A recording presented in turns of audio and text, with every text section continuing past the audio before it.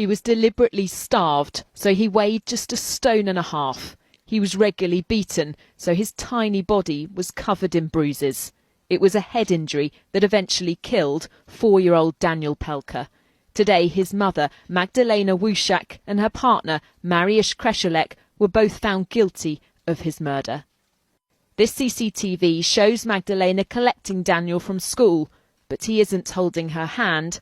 Circled in green, he's the one walking several metres behind. Hours later, he suffered a serious head injury. But his mother texted her boyfriend saying there was no point calling an ambulance. Instead, they Googled what to do when a child doesn't respond. Eventually, 2 days later, his mother called 999. All right, what's the problem there? What's happened? Listen, my son, he stopped breathing. He got 4 years, yeah. And we wake up and he stopped breathing. Please send me. Okay, what's he doing now? Is he breathing? No, he's not breathing. Nothing. Daniel was pronounced dead at hospital. We're dealing with a 4-year-old little boy, and as they starved him, and as he became thinner and thinner, he became even more vulnerable, and he was beaten by grown adults. In this house in northeast Coventry, the couple carried out a campaign of cruelty.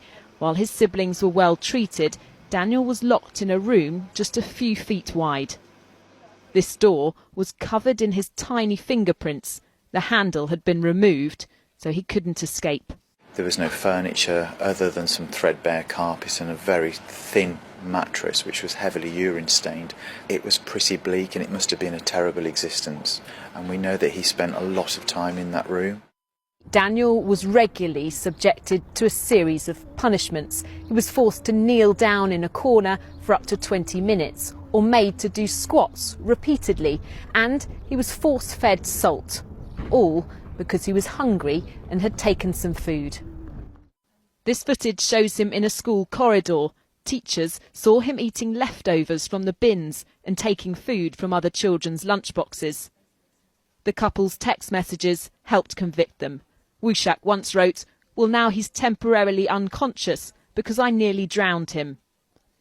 Throughout the trial, they blamed one another for Daniel's murder.